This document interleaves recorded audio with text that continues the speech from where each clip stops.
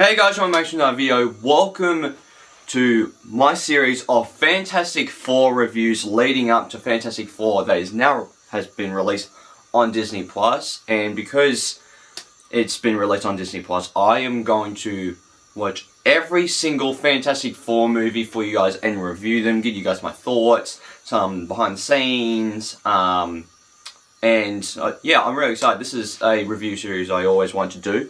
But I am very, very excited that I get to review the 1994 unreleased Roger Corman Fantastic Four. When dosed with cosmic rays, four inspired explorers are given incredible powers. I didn't know what to expect going into this movie, to be honest. I knew it was an unreleased Fantastic Four movie, produced by Roger Corman. So I was curious to watch and see, like, if it's really as bad as people make it out to be, or it's actually, like, has some things that is good about it and actually stands out of a crowd type thing. What I didn't know was that, Brent Spiner, he had the rights to, the Fantastic Four other than Marvel. And he was going to lose the rights if he didn't make, the movie until a certain date. Much like the Sony thing with Spider-Man, how Sony has the Spider-Man rights and they've been making like the Venoms and the Morbiuses and the Madam Webs, and they've been making those just to keep the rights to Spider-Man. Well, same thing here. Like, he went to Roger Corman and was like, look, are you able to make this movie for a certain amount for low budget, and I want to do this movie, can you do it? And he was like, yeah. And around the time that this movie was getting made, Marvel was kind of in the toilet at this point. Like, DC was seeing well with Batman 89 and Batman Returns and the Superman movies with Christopher Reeve and the Wonder Woman show and the original 60s Batman and stuff like that. So DC was succeeding, but Marvel had things like The Punisher from 1989, Captain America 1990, and Spider-Man 77, the TV show. And the only really good thing that they had done was the Incredible Hulk show with Lou Ferrigno and Bill Bixby. You can really tell that the filmmakers actually cared about what they were making. When you watch the Doom documentary, the Doomed, the Untold Story of the Roger Corman Fantastic Four documentary about this movie, they all explain how they really cared and how much they really wanted to make this movie. And the same thing goes with the cast, and they are really trying their best to serve the material that they have been given in this movie. And you can tell that they're all trying their best. And I really, really appreciate that. I do like the actors who play our Fantastic Four in this movie, for the most part. I honestly really think the guy that plays Reed Richards in this movie,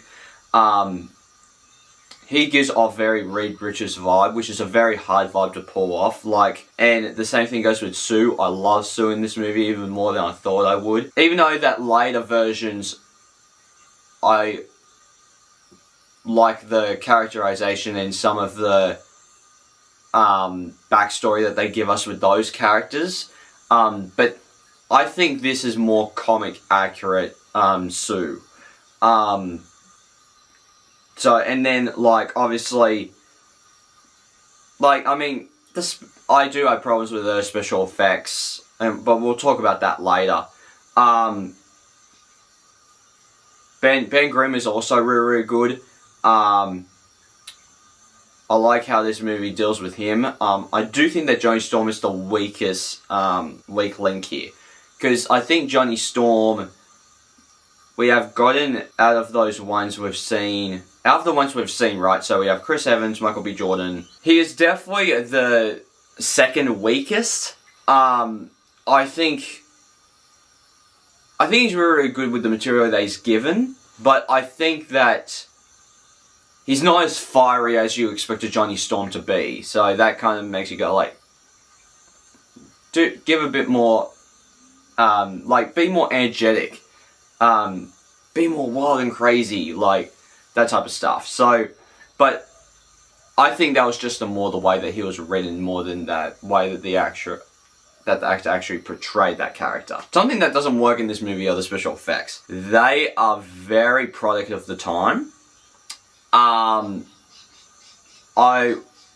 will now be surprised that the effects are the reason. I will not be surprised that the effects are the reason that this movie got cancelled.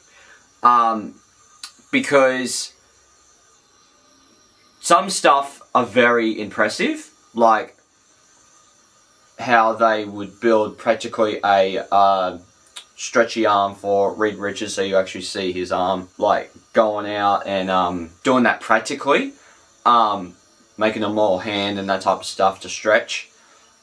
But I think Sue's powers is the one power that I'm like, yeah, that's not great, because like, even though that her power is going invisible, it's like every fight scene we don't actually see, like, we don't see good fights and stuff, because it's like she'll run over, she'll stand there, she'll disappear, and then people start shooting at each other, and then that's it because she's moved. Like, it's like, huh? Like, I do agree that like the Jessica Alba Sue Storm was just there to look hot, but when it came down to the action scenes, she actually did shit in the action scenes. So, and same thing with Vanessa Kirby, but again, this movie product of the time. But what I think really works in this movie are the relationships between the characters. I do like how this movie does the Victor and Reed relationship very early on, and they are just two friends that worked in the lab and something went wrong. It was a very amazing Spider-Man ish to me. I do like that Sue has a crush on Reed as soon as we meet her character, and then later in the movie when she is grown up, she still has those feelings. Unlike the 2005 movie where they are broken up as soon as the movie starts, and then the whole movie is basically them trying to rekindle their relationship. This movie actually is like, alright, Sue has a crush on him, she thinks that he's dreamy, and then carry that to a few minutes later in the movie where they meet up as adults. So, I think that really works in this movie, and as soon as Ben meets up with his girlfriend, that has been adapted in the next live action adaptation of the Fantastic Four that we will get to after this.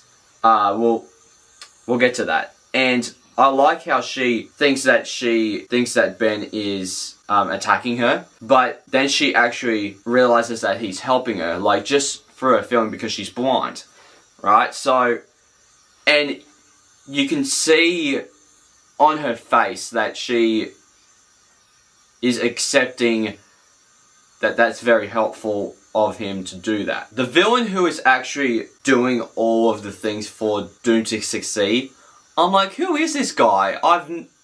We don't even get a name, it's just like a henchman. So you're like, who is this guy? That's very, very weird. And the way that they reveal Ben as the thing is very scary. They do make that more of a heartbreaking scene in the 2005 movie, but this is more of a, like, this is actually a scary moment.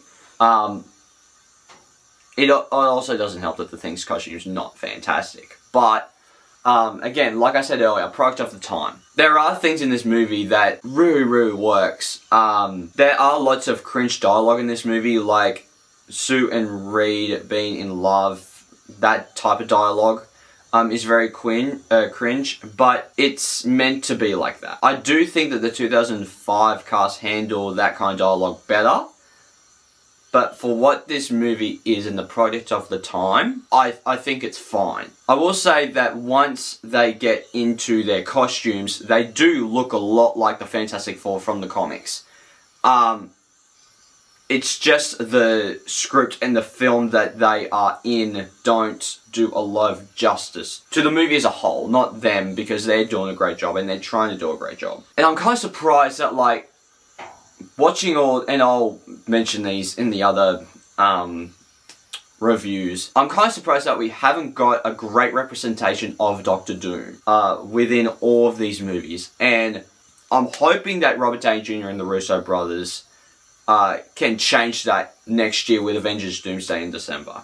Because I'm hoping for a really, really good adaptation of Doctor Doom. Even if it's not Victor, even if it's like some evil version of Tony Stark being Doctor Doom, like, I just want a good representation of Doctor Doom. Now, the cast did talk about how they were trying to make this movie for the fans because they knew the material better than they did. So, they tried to make everything in this movie comic accurate. And they were hoping that they would make another one because they went to Comic-Cons promoting the movie, and they traveled the country to all these different small conventions.